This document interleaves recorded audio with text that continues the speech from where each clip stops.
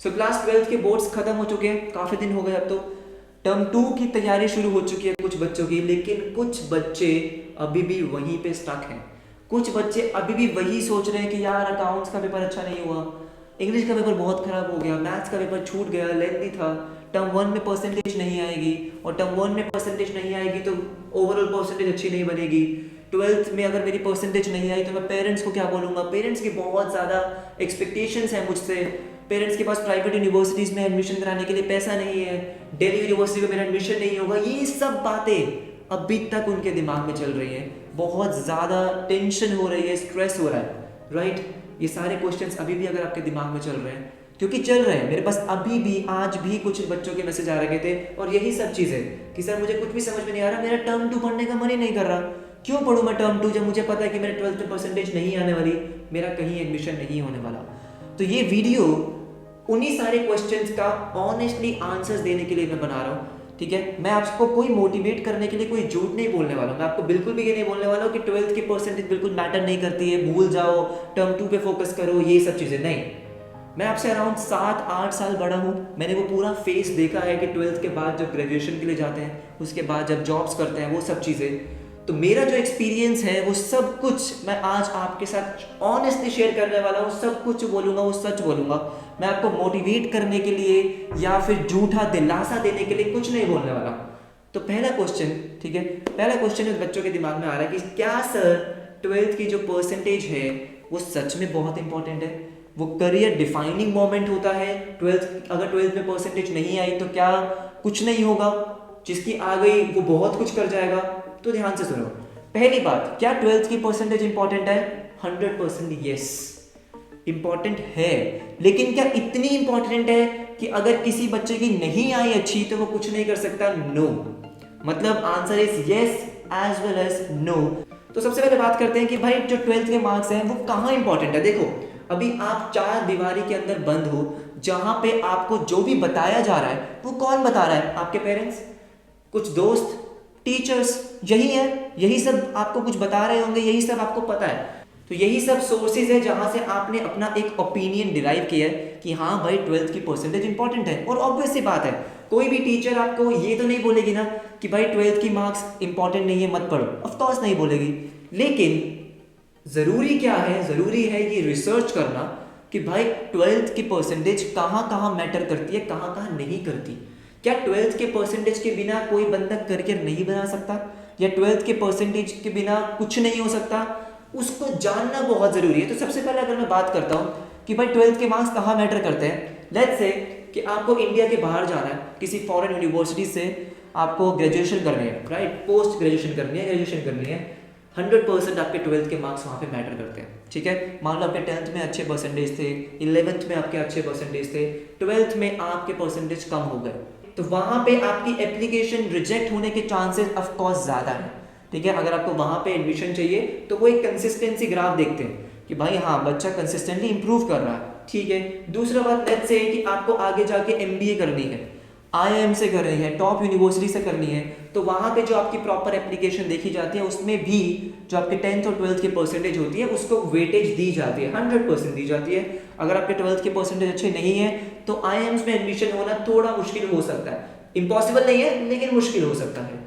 उसके बाद अगर आपको दिल्ली यूनिवर्सिटी से ग्रेजुएशन करनी है, दिल्ली यूनिवर्सिटीज के अच्छे कॉलेज से ग्रेजुएशन करनी है, तो आपने देखा होगा कि भाई जो लास्ट ईयर आपकी कट ऑफ आई है उसका क्या हाल था, 97, 98, 99% से कम में कुछ खास हो नहीं रहा था, कुछ ज़्यादा अच्छा कॉलेज आपको मिल नहीं रहा था, या मैं बोलूँगा ज़्यादा रेप्यूटेड कॉलेज आपको अच्छा नहीं मिल रहा था।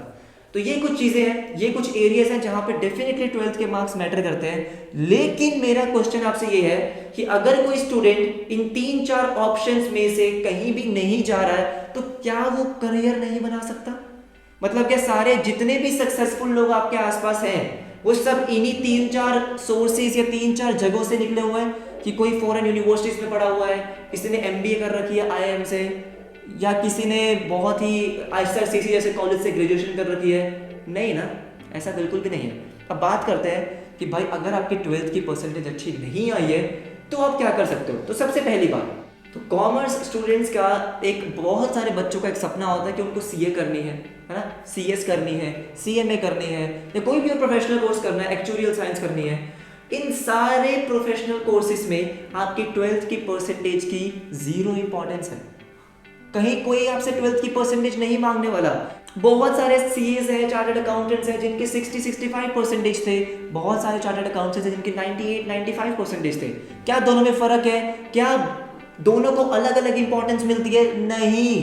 1% ऐसा नहीं है कि अगर किसी के 12th में परसेंटेज ज़्यादा थे तो वो अच्छा सीए बनेगा, उसको सैलरी अच्छी मिलेगी। बिल्कुल भी ऐसा नहीं है। तो सीए का और 12th की परसेंटेज का आपका कोई कनेक्शन नहीं है। तो अगर आप सीए के बारे में सोच रहे हो तो दोस्त आपको टेंशन लेने की जरूरत नहीं है। 12th में आपने कैसा परफॉर्म किया है कोई फर्क नहीं पड़ रहा। अच्छा परफॉर्म किया है एडवांटेज है। मैं आपको एक बात बहुत सिंपल सी बोल दूं, अगर आपके क्लास 12th में अच्छे मार्क्स आए हैं तो डेफिनेटली वो बहुत बड़ा एडवांटेज है। लेकिन अगर नहीं आए हैं तो वो डिसएडवांटेज नहीं है। ध्यान से सुन लो, डिसएडवांटेज नहीं है। अब वो डिसएडवांटेज कब नहीं होगा वो आप पे डिपेंड करता है। डिसएडवांटेज बन सकता है लेकिन डिपेंड किस पे करता है? आप पे करता है कि आप 12th के बाद करते क्या हो। अगर आप यही सोच के बैठ जाओगे कि मेरा कॉलेज अच्छा नहीं है, मेरे पास अपॉर्चुनिटीज अच्छी नहीं है, मैं कुछ नहीं कर सकता, अब मेरा कुछ नहीं होने वाला, तो भाई फिर तो आपका सच में कुछ नहीं होने वाला है।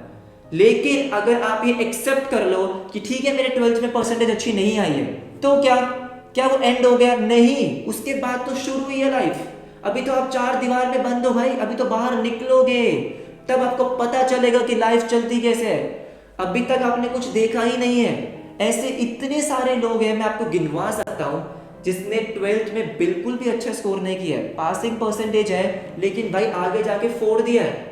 लेट्स से एक दोस्त का मैं आपको एग्जांपल देता हूं, और ये कोई ना इमेजिनरी दोस्त नहीं है, काल्पनिक मैंने बनाया नहीं है। अगर आप चाहो मुझे इंस्टा पे मैसेज कर देना, मैं आपको मिलवा सकता हूं उससे, जिसका बहुत अच्छे परसेंटेज 12th में नहीं थे। लेकिन उसने क्या किया, ऑनलाइन चल रहा था ये, अभी रिसेंटली बात है, ठीक है। क्या किया उसने, उसकी पेंटिंग बहुत अच्छी थी, स्केचिंग बहुत अच्छी थी। उसने ग्राफिक डिजाइनिंग के जितने भी ऑनलाइन कोर्सेज अवेलेबल थे, ठीक है, अब आपको पता है ऑनलाइन सब अवेलेबल है भाई।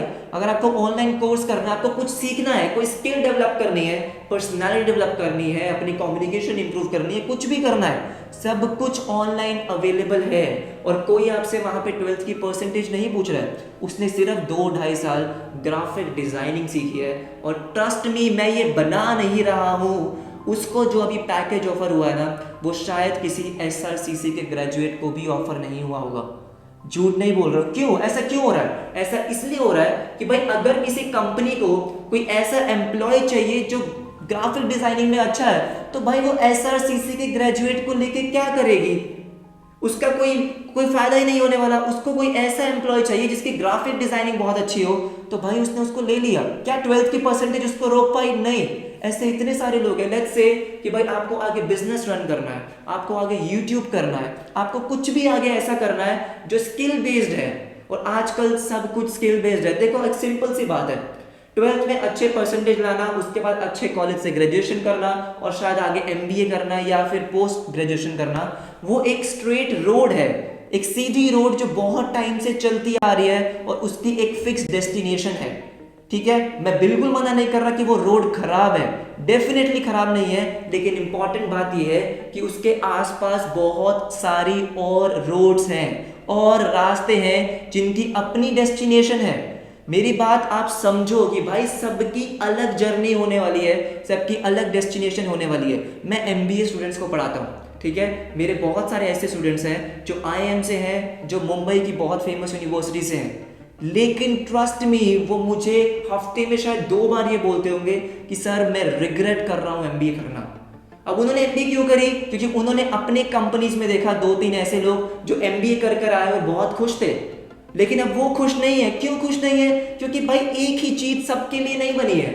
आप कहो कि भाई ठीक है मैं ग्रेजुएशन करूंगा, MBA करूंगा और मेरा करियर सेट, नहीं। अगर आपको उस चीज में मजा नहीं आ रहा तो क्या करोगे वो करके? लेकिन लेट्स से अगर कोई ऐसा बंदा है जिसने अपना इंटरेस्ट ढूंढ लिया, उसने बहुत सारे ऑप्शंस ट्राई करे, अपना इंटरेस्ट ढूंढ लिया, अपना पैशन ढूंढ लिया, और वो उसी को फॉलो कर रहा है, ट्रस्ट मी वो बहुत खुश होगा अपने करियर से, बहुत सक्सेसफुल होगा। अब बच्चे मुझे ये बोलते हैं कि सर हम सक्सेसफुल नहीं हो सकते क्योंकि हमारे 12th में परसेंटेज अच्छी नहीं है।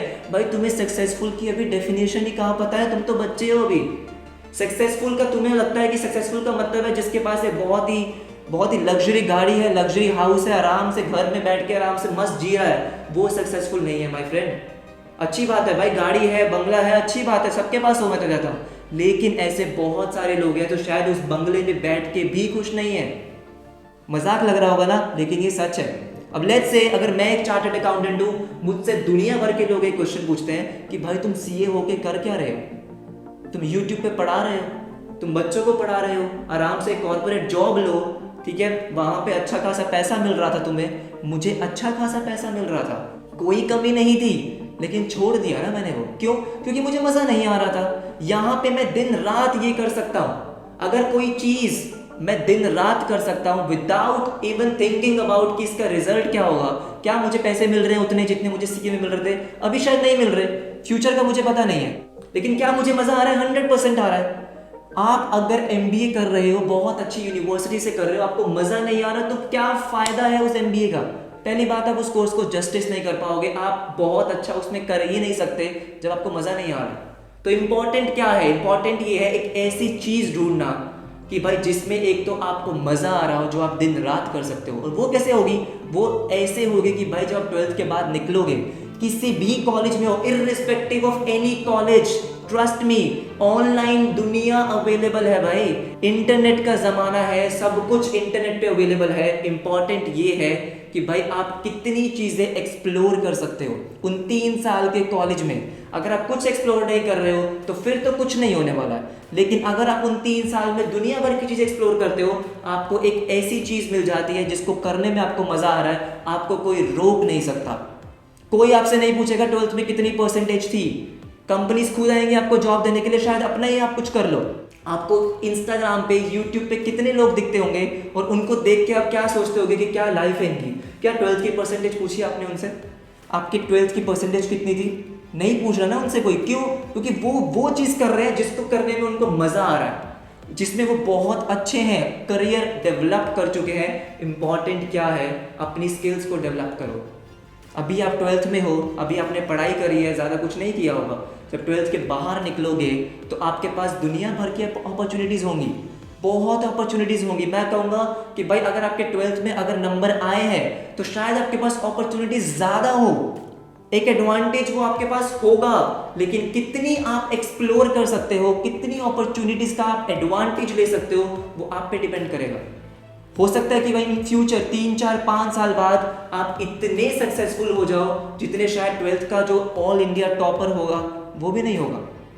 झूठ नहीं है ये, ठीक है? मैं आपको सिर्फ मोटिवेट करने के लिए या झूठा दिलासा देने के लिए ये सब चीज़ें नहीं बोल रहा हूँ कि भाई आप बहुत कुछ कर सकते हो, वो सब कर सकते हो, ये सच है। लेट्स से आपके पास एक ऐसी स्किल है जो शायद हजारों स्टूडेंट्स के पास नहीं है। क्या वहां पे आपके 12th के मार्क्स मैटर करने वाले हैं? आपके 12th के मार्क्स अच्छे नहीं आए तो नहीं, ये चीज़ आपको भी पता है। अब अगर अभी आपके पास कोई स्किल नहीं है तो क्या आप डेवलप नहीं कर सकते? 100% कर सकते हो। तो पहली बात, खुद को कभी भी आपको अंडर एस्टिमेट नहीं करना कि आप कुछ कर नहीं सकते। 50% आए हैं, कोई फर्क नहीं पड़ता। फर्क ये पड़ता है कि क्या कोई ऐसी स्किल आपके पास है या कोई ऐसी स्किल आपने डेवलप कर दी है जो आपको करियर में बहुत आगे ले जा सकती है। अगर हाँ, तो 12th के मार्क्स गए भाड़ में। कोई आपसे नहीं पूछने वाला है कि 12th में कितने मार्क्स थे। तो प्लीज मेरी रिक्वेस्ट है आप सबसे, आई होप आपको थोड़ा सा समझ में आया होगा कि हाँ भाई अगर 12th में मार्क्स नहीं भी आ रहे तो भी करने को दुनिया भर की चीजें हैं, दुनिया भर की अपॉर्चुनिटीज हैं भाई। जो आप 12th में अच्छे मार्क्स ला रहे हो, ग्रेजुएशन वो सिर्फ एक दरवाजा है, दुनिया भर के ऐसे दरवाजे हैं जिसमें अपॉर्चुनिटीज वेट कर रही हैं आपका। अब आप पे डिपेंड करता है कि कितने दरवाजे आप जाके खटखटाते हो, कितने दरवाजों में आप घुसते हो। अगर आप उन्हीं के बाहर बैठ के रोते रहोगे तो कुछ नहीं होने वाला है भाई, कुछ भी नहीं होने वाला है। अभी इंपॉर्टेंट क्या है? अभी इंपॉर्टेंट ये है कि आप टर्म 2 की पढ़ाई शुरू करो, अपना बेस्ट दो कि भाई टर्म 2 में मैं इतने अच्छे मार्क्स ले आऊं कि भाई जो डिसएडवांटेज आपको अभी टर्म 1 में लग रहा है वो कॉम्पेंसेट हो जाए। उसके बाद मैं भी कह रहा हूँ टर्म 2 कैसा भी हो, बस अपना बेस्ट देना है आपको। टर्म 1 में भी आपने अपना बेस्ट ही दिया है, अपने आप से पूछो। अगर हाँ तो फिर किस बात की टेंशन है आपको?